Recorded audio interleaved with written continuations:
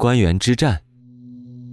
先看一个画面，一座山，山顶站着一个19岁的年轻人，山下的旗海里是15000个等他一句话的人。山的两边是2支正在互相残杀的军队，他向左走，一边赢；向右走，另一边赢。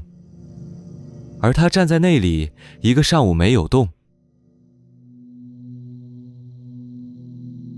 这个画面你大概见过，它不是当时的人画的，它出自江户后期的核战图屏风。战事结束之后大约200年。那么当天真正发生的是什么？1600年秋天，日本，一片被四面山包住的小盆地，中间穿过一条古道。在这里，2支加起来10几万人的军队在1天之内分出胜负。关原不是一个大地方，它是路口，东西向的中山道跟往北的北国街道在这里交叉。谁拿下这里，谁就同时掐住往东的江户跟往西的大阪。地形也很简单，一块宽不到4公里的平地，四面都是山。军队摆得开，但退不远。记住这一点，这里没有雾可以躲，没有河可以隔，也没有窄路可以塞。要理解1600年，先要理解在它之前的133年。1467年，京都打了一场内乱，然后就再也没有停过。123年之后，1590年，全国才重新归到一个人手上。你看这条轴，前面是123年的战争，后面只有10年。统一全国的人叫丰臣秀吉，太阁，当时全日本的实际统治者。他晚年做了一件很贵的事，2次出兵朝鲜，1592年跟1597年。姬国的大名出兵、出粮、出船，打了7年，什么也没有拿回来。1598年，他死了。他留下一个5岁的儿子，跟一套设计得很仔细的制度。5个最大的大名叫5大佬，负责决策；5个近臣叫5奉行，负责执行。两边互相牵制，谁也不能单独动。这套东西撑了不到2年。先把人摆出来。中间这个5岁的小孩叫丰臣秀赖，名义上的继承人。左边是德川家康，5大佬之首，也是这套制度唯一防不住的人。右边是石田、三成，5奉行之一，替那个小孩管账的人。下面那个空格是这一集唯一会动的东西。5大佬里面最强的一个，就是刚才那位德川家康，关东的大名。论领地，论资历，论年纪，他都是第一个。但秀吉那套制度的整个用意，就是不让他一个人说了算。站在对面的是石田三成，5奉行之一，制部少府。他不是统兵的武将，他管的是账，是粮，是谁该领多少。朝鲜那7年，前线的人流血，记账的人在后方。这个裂缝后来要了他的命。所以丰臣家内部早就分成2块，一块是打过仗的武将，一块是管政务的文官。他们真正恨的是对方，不是德川。还有一个人压得住场面，前田利家5大佬之一，也是唯一能在资历上跟家康对坐的人。他是秀吉的老朋友，论辈分比家康还要早。1599年，他也死了。从这一天起，那套互相牵制的制度就只剩下纸。1600年的事情只有4个日子。6月，会津征伐。7月，三城举兵。红月，珠江西上。9月14日，两军会合。6月，家康说北方的上杉景胜有异心，带兵北上去打会津。上杉景胜也是5大佬之一，领地在东北。家康把主力带离了晋畿，这件事有人一直在等。7月，家康人还在东边，石田三成在大阪起兵。有一种看法认为，三成正是为了阻止这次北伐才动手。他推毛利辉元出来当总大将，5大佬之一，西国最大的大名，名义上是为了保护那个5岁的小孩。同一块板重新上色，蓝的一边叫东军，红的一边叫西军。但你看下面那一栏，到现在还是空的。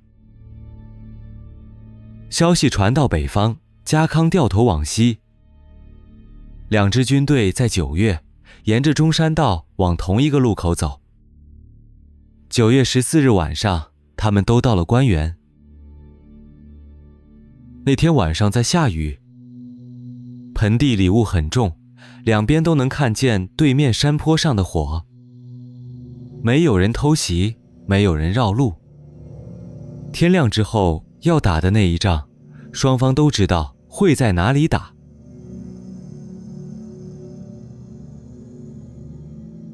先看纸面对比，兵力，西军约8万，东军大约7万，4到10万，4之间。阵地，西军占了3面高地，东军在盆地里。补给，一天的仗两边都不缺。纸面上，这是一场对称的仗。但这张卡上有一栏是空的，不是我没有填，是当天早上两边的主帅自己也填不出来。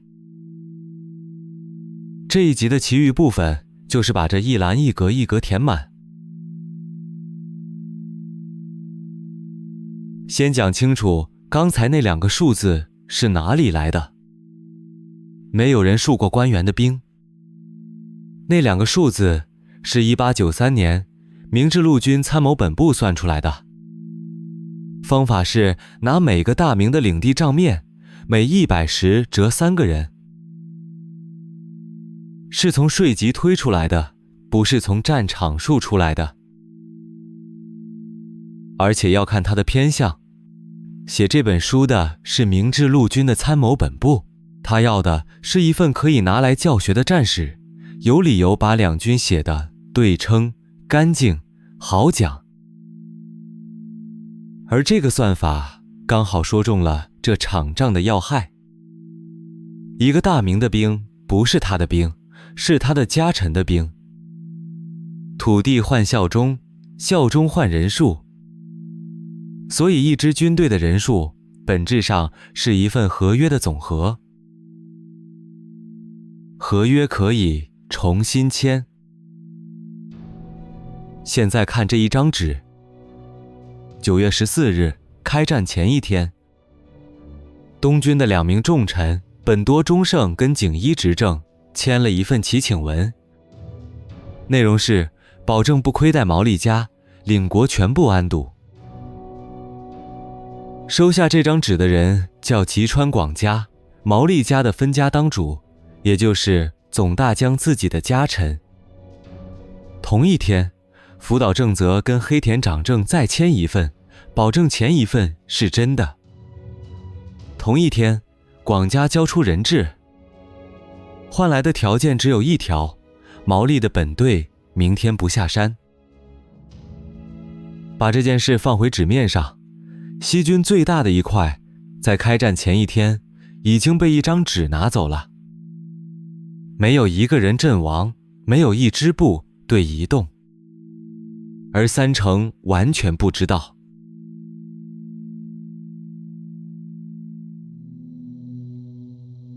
9月15日，天亮，雾很重，两边在盆地里看，不见对方，只听得见脚步。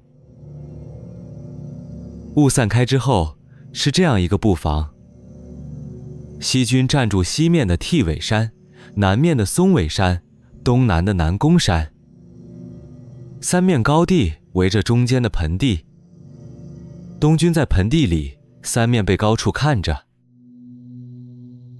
从家康的位置看出去，形势很差。对面人数相当，位置更高，而且三面都有人。一个接受过训练的军官看这张图，会说东军应该输。从三城的位置看出去，形势很好。他看得见底下每一支东军的旗，看得见他们的间距。两边看见的东西是一样的，这一点很重要。官员没有情报差，所以真正的问题不在那张地形图上。两个主帅手上都有一份名册，名册上每一个名字后面都有一个空格。那个空格写的不是人数，是会不会打。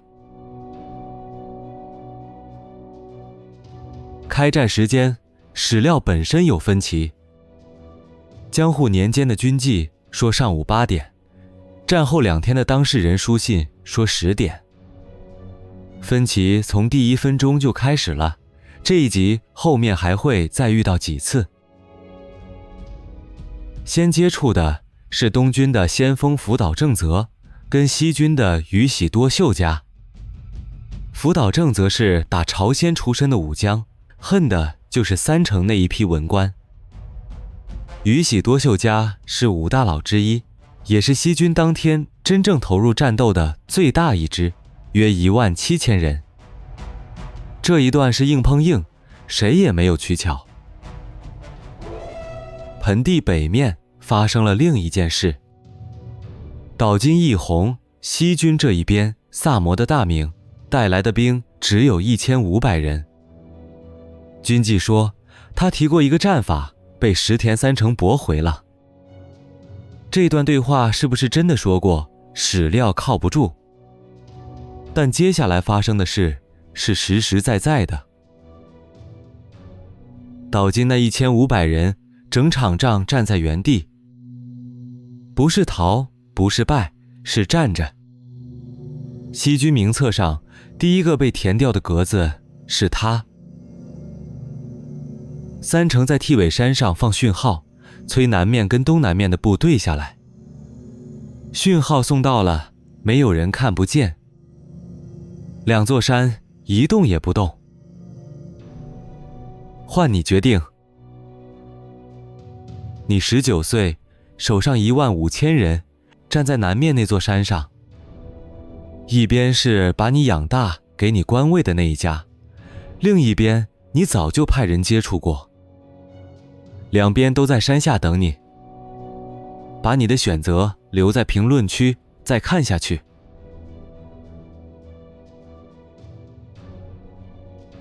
这个人叫小早川秀秋，西军名册上的人，19岁，丰臣家的养子。他9月14日就上了松尾山，把原本驻守的人赶走。而在那之前，他已经跟东军搭上了线。所以他在山上犹豫这个说法有一个问题。到15日早上，他其实已经没，有什么好犹豫？这就是官员跟前面4场仗最不一样的地方。前面几场，输的一方是命令传不到，或者传错了。这一场，命令准时送到，收的人听懂了，然后不执行。松尾山正下方有一支只有2000人的西军。你看他的朝向，他不是面对东军，他面对自己这一边的山。带支部队的人叫大谷吉继，西军的大名久病，眼睛已经几乎看不见。他是全场唯一事先就认定山上那个人会倒戈，并且照这个判断布防的人。名册上的空格他自己填过一次，他填对了。但这一仗真正的岔路口不在那座山上，在东南边另一座山，南宫山。南宫山上是西军总大将毛利家的本队，连同旁边几支，加起来大约2万人。带头的是毛利秀元，毛利辉元的养子，总大将的继承人。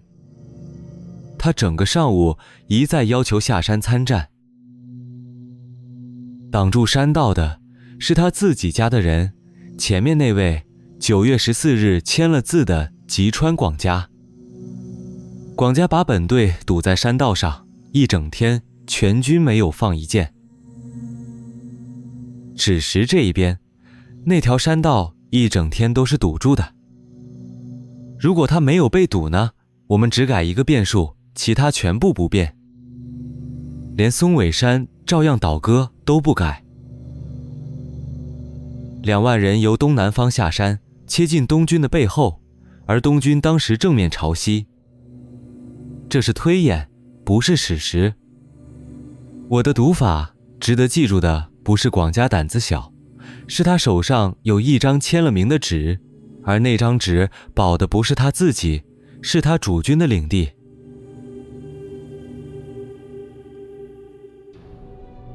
换个角度站到那2000人里面，他们看着松尾山看了一个上午，然后山上的旗开始往下移动，朝着他们来。全场唯一算对这件事的人，正在被自己算对的那件事杀死。小早川秀秋下山了，15000人冲的不是东军，是山下那2000人。回到那张名册，岛津未参战，南宫山未参战，松尾山倒戈。还有一个总大将毛利辉元本人，整场仗在大阪城，一步没有到过战场。一支军队可以承受侧翼被打开，他很难承受的是，打开侧翼的是早上还在同一份名册上的人。接住是连锁，斜板约2000，朽木约600，小川约400，赤座约1000。4支部队一支接一支跟着翻过去，2000人挡了一阵，被正面和侧面同时压住之后，这条线断了。大谷吉继在马上自刎，他是这一天西军阵中唯一死在自己判断正确的地方的人。之后就很快，小西行长那一段先散，宇喜多的17000人被两面夹住，然后是替尾山，3成的6000人最后才崩。现在回到那支一整天没有动的部队，1500人，全场最小的一支，也是唯一等到全军已经输了才动的一支。他动的方向是往东军中央，这叫岛津的退口，不往后撤，往前撞，从东军正面穿出去。军纪说，最后只剩下几十个人拖出，那本书1713年才写成，数字不要当真，而且要看他往哪一边偏，这是岛津家自己的记忆。生孩的人数有理由报细，剩的越少，那一场突围就越壮烈。但突围这件事本身，各方既再一致，结束时间史料一样有分歧。战后5天的当事人书信说中午，113年后的军纪说下午2点。无论采哪一个，这一天的仗都比你想象中短。没有人知道当天死了多少人，没有一份可靠的记录留下来过。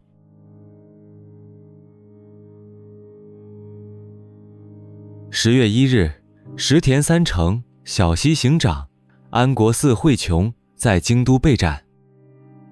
小西行长是西军的大名，安国寺惠琼是毛利家的外交僧。两个人在名册上都算西军，两个人当天真正投入的兵力都很少。现在把开头那个画面拿回来，山上那个犹豫的年轻人家康向山上开枪，逼他表态。这2段都出自这本书1713年德川治世下写成。当时的一次史料里找不到开枪这件事。他的偏向也很清楚，一个由胜方后代统治的年代，有理由把买通写成逼迫，前者是一笔交易，后者才是一个主宰全局的人。这种事情不是我在猜，是史家真的有分歧。关于1600年7月那场著名的军役到底有没有开过，一派认为它是后世创作，另一派逐条反驳，两边互相答辩了10几年，到今天没有结论。再看那张9月14日的纸，毛利辉元手上有东军4名重臣的签名，保证领国全部安堵。战后，毛利家由大约120万石减到大约36万9千石。在名册上，他那一格填的是不在场，而在合约上，他是那个履约的人。把那一栏填完，再看一次纸面。西军账面约8万，当天真正投入战斗的大约只有1/3，剩下的2/3分成3种，一种站着不动，一种转身打自己人，一种根本没有来，3种都不是被打败的。所以这一集的答案是这样：两军人数相当，位置对称，情报对称。在这种条件下，决定胜负的不是谁兵多，是谁的名册是真的。三成是管账的人，他能算出每个大名该出多少兵、多少粮、多少船。他算不出来的只有一栏，而那一栏是唯一有用的一栏。最后看一次早上那张图，同样的地形，同样的人数，同样的位置，加上一行字之后，它就不再是一张势均力敌的图。地图画得出谁在哪里，画不出谁是谁的人。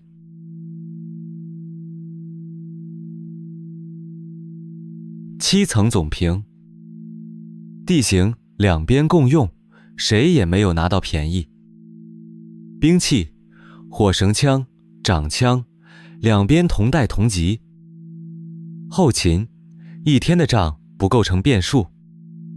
人数：纸面相当，实战是1比3。战术：东军的正面打得很硬，但没有妙手。指挥：命令准时送到，被拒绝执行这一层西军最低。政治：东军在开战前一天就赢了一半。这不是唯一的解释方式，但7层里有6层指向同一个方向。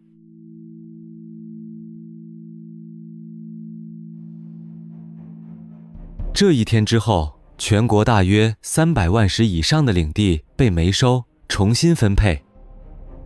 上山家由120万石减到30万石，与喜多家整个没收。这批土地就是后来200多年那套格局的本钱。最后一次看这块板，同样的人，同样的线，下面那一栏换成战后的领地。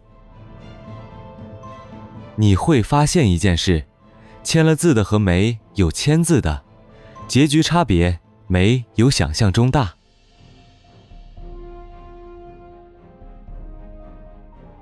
1603年，家康就任征夷大将军，幕府在江户开府。这套体制之后维持了大约260年。支撑他的不是官员那一天的战书，是官员之前那几天签下来的那一批字。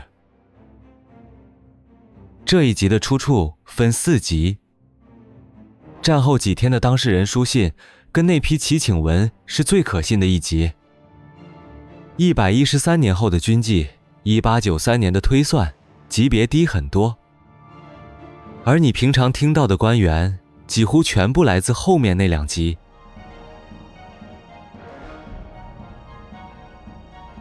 上一集我们问，看不见的那一半是不是胜负所在？